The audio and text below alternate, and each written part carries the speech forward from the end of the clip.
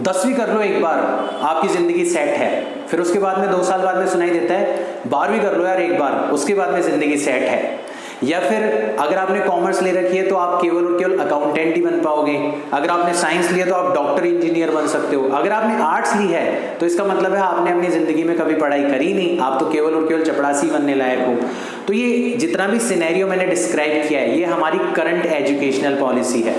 और हमारी गवर्नमेंट की जो कैबिनेट है उसने पूरे के पूरे 34 ईयर्स के बाद में इस एजुकेशनल पॉलिसी को पूरी तरीके से चेंज करने का डिसीजन लिया है। तो इस वीडियो के अंदर मैं सुभाष आजाद आपको बताऊंगा कि हमारी जो नई एजुकेशनल पॉलिसी है वो किस तरीके से आने वाले टाइम पर हमारी सोसाइटी को, हमारे ड्रीम्स को, हमारे कैरियर ऑप्शंस को पूरे तरीके से बदलने वाली है।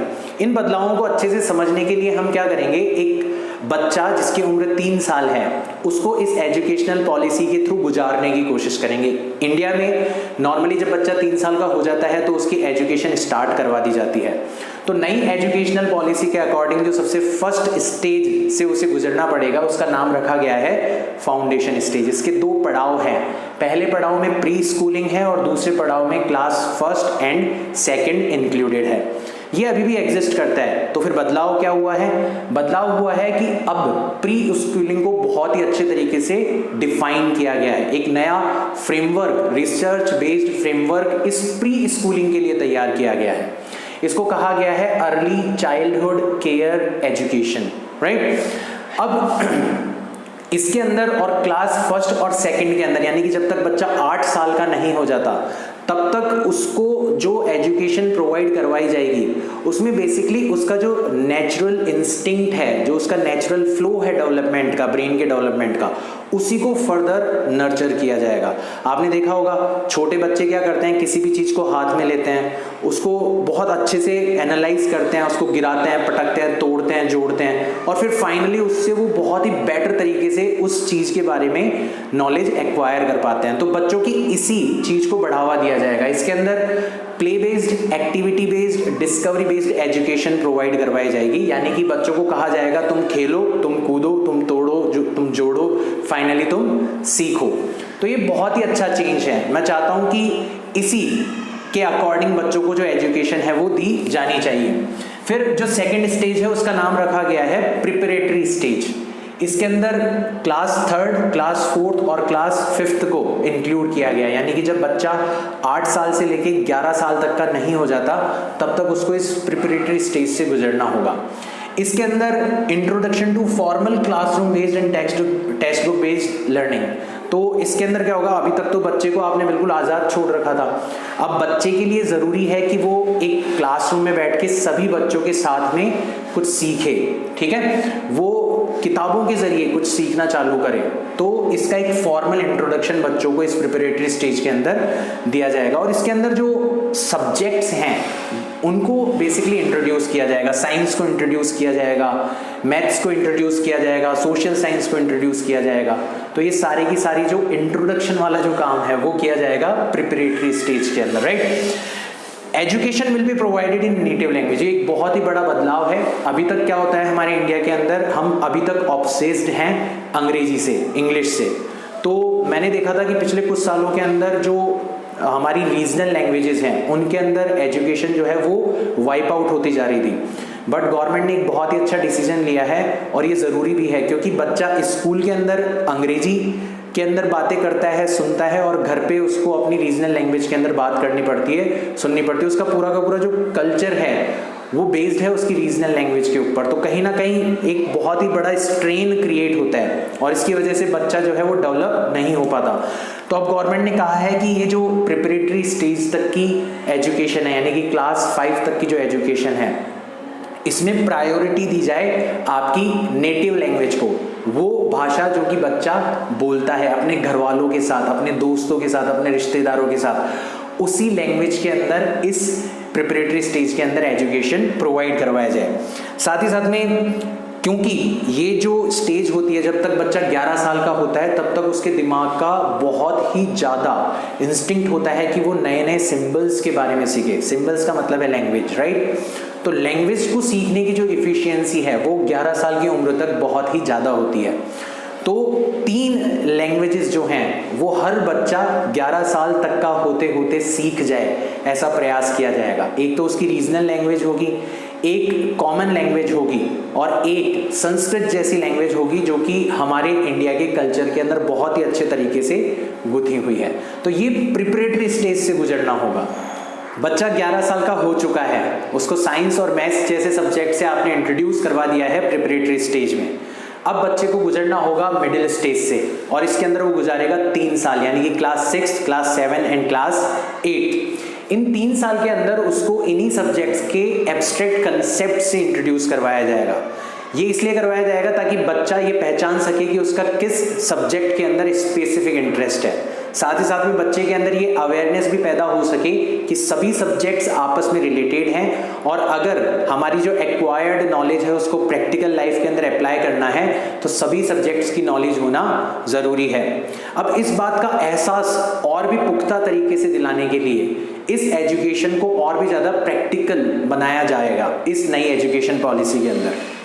ठीक है, तो नई एजुकेशन पॉलिसी के अंदर स्किल बेस्ड लर्निंग को भी इंक्लूड किया गया है क्लास 6 ऑनवर्ड्स, यानी कि आज तक जो आप इंजीनियरिंग करने के बाद में इंटर्नशिप किया करते थे, कुछ उसी तरीके की इंटर्नशिप्स आप क्लास 6 के बाद में ही करना स्टार्ट कर देंगे। और ये जो इंटर्नशिप होगी ये आपको किसी स्पेसिफिक स्किल के अंदर माहिर बनाने का काम करेगी।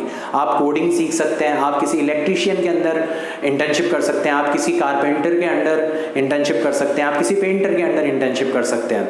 और ये बहुत ही इंटीग्रेटेड पार्ट होगा इस मिडिल स्टेज की एजुकेशन का। मिडिल स्टेज को पार करने के बाद में बच्चा पहुंचेगा सेकेंडरी स्टेज के अंदर और इस सेकेंडरी स्टेज के अंदर उसको गुजारने होंगे 4 साल। यहां तक आते आते बच्चे को ये पता लग चुका है कि मेरा किस स्पेसिफिक सब्जेक्ट के अंदर इंटरेस्ट है, लेकिन उसको ये भी एहसास दिलाया जा चुका है कि डाइवर्सिटी ऑफ सब्जेक्ट्स जो है वो जरूरी है, होलिस्टिक अप्रोच जो है एजुकेशन की वो जरूरी है। तो ये जो 4 साल होंगे इसके अंदर मल्टी डिसिप्लिनरी स्टडीज होंगी। तो आज तक जो स्ट्रीम वाला जो कंसेप्ट एग्जिस्ट करता था वो कंसेप्ट जो है वो बिल्कुल खत्म कर दिया गया है नई एजुकेशनल पॉलिसी के अंदर। और एक बहुत बड़ा बदलाव ये किया गया है कि अब आपका ऐसा नहीं है कि 10th का बोर्ड का एग्जाम होगा और फिर उसके बाद में 12th का बोर्ड का एग्जाम होगा। सबको पता है कि क्लास 9th और क्लास 11th के अंदर कोई भी पूरे दिल से पढ़ाई नहीं करता, क्योंकि उसको पता है कि केवल और केवल बोर्ड्स के जो मार्क्स हैं वही इंपॉर्टेंट है। अब इसको कंप्लीटली वाइप आउट कर दिया गया है। अब आपके ये जो 4 ईयर्स हैं, क्लास 9th, 10th, 11th और 12th, इन चारों ही ईयर्स के जो क्रेडिट स्कोर्स हैं वो बहुत ही ज़्यादा इंपॉर्टेंट होंगे आपके फाइनल मार्क्स के नज़रिए से। और हर साल एक एग्जाम नहीं होगा, 2 सेमेस्टर एग्जाम्स होंगे, यानी कि हर 6th मंथ पर आपको असेस किया जाएगा कि आप कितना अच्छे तरीके से किसी चीज़ को सीख पा रहे हैं। इसमें आपको 5 to 6 सब्जेक्ट्स के अंदर स्टडी करनी होगी। 2 सब्जेक्ट्स कॉमन होंगे जो कि सभी को पढ़ने पड़ेंगे, उसके अलावा बाकी जितने भी सब्जेक्ट्स हैं वो बच्चा खुद अपनी मर्जी से चूज कर सकता है। तो यहाँ पर वो बाउंडेशन नहीं है। अगर किसी बच्चे को सपोज करो फिजिक्स के अंदर इंटरेस्ट है, साथ ही साथ में हिस्ट्री के अंदर इंटरेस्ट है, तो अब उसको स्ट्रीम्स का कंसेप्ट तो रहा नहीं, तो अब वो फिजिक्स के साथ में हिस्ट्री को भी चूज कर सकता है, वो केमिस्ट्री के साथ में ज्योग्राफी को भी चूज कर सकता है, राइट। तो इस तरीके से पूरा का पूरा जो एजुकेशन का ढांचा है वो बदल दिया गया है। तो अब आपको ये नहीं कहना पड़ेगा कि मैं कॉमर्स का स्टूडेंट हूँ या मैं साइंस का स्टूडेंट हूँ या मैं आर्ट्स का स्टूडेंट हूँ। अब आपके जो सब्जेक्ट्स होंगे वो लिटरली आपके इंटरेस्ट के ऊपर डिपेंड करेंगे। तो ये जो सेकेंडरी स्टेज है इसको असेस भी बहुत अलग अलग तरीके से किया जाएगा। यहाँ पर जो बोर्ड्स के एग्जाम हुआ करते थे जिसके अंदर रट्टे मारने को ज़्यादा इंपॉर्टेंस दिया जाता था अभी तक, उसको कंप्लीटली वाइप आउट कर दिया जाएगा। अब कंसेप्ट बेस्ड लर्निंग कि बच्चे ने कितना सीखा है, बच्चा कितना अप्लाई कर सकता है, क्योंकि अब बच्चे को आज़ादी दे दी गई है कि वो अपने इंटरेस्ट के ही सब्जेक्ट पढ़े। तो इस आज़ादी का पता केवल और केवल तभी लगाया जा सकता है जब बच्चे का जो असेसमेंट हो वो केवल और केवल उसकी अंडरस्टैंडिंग के ऊपर बेस्ड हो। तो यहाँ पर जो रट्टेबाजी का इल्ज़ाम लगाया जाता था इंडियन एजुकेशन के ऊपर, उसको ख़त्म करने की कोशिश करी गई है सेकेंडरी स्टेज के अंदर। अब सेकेंडरी स्टेज के बाद में बच्चा एंटर करेगा कॉलेज में, यानी कि हायर एजुकेशन। और हायर एजुकेशन को भी ऐसे ही नहीं छोड़ा है, हायर एजुकेशन के अंदर भी किए गए हैं बहुत ही सारे बदलाव। सेकेंडरी स्टेज के अंदर बोर्ड्स का सिस्टम हट चुका है, स्ट्रीम्स का सिस्टम हट चुका है, और जो हार्ड लाइन एजुकेशन एग्जिस्ट करती थी वो खत्म हो चुकी है। अब एक फिजिक्स को पढ़ने वाला बच्चा हिस्ट्री भी पढ़ रहा है साथ ही साथ में, एक कॉमर्स को पढ़ने वाला बच्चा ज्योग्राफी भी पढ़ रहा है साथ ही साथ के अंदर, राइट। तो इतनी डाइवर्सिफाइड फील्ड से बच्चे जो हैं वो तैयार हैं कॉलेजेस के अंदर एडमिशन लेने के लिए। तो एक बहुत बड़ा चैलेंज है कि इन कॉलेजेस के अंदर इन स्टूडेंट्स को रेस्पेक्टिव फील्ड के अंदर किस तरीके से एडमिशन करवाया जाए। तो इसको दूर करने के लिए जितने भी एंट्रेंस टेस्ट हैं उन सभी को खत्म कर दिया गया है और उनके प्लेस पर एक टेस्ट जो है वो लागू किया गया है, and it is called common admission test. इस सिंगल टेस्ट के स्कोर के बेसिस पे ही आपको सभी कॉलेजेस के अंदर एडमिशन मिल पाएगा।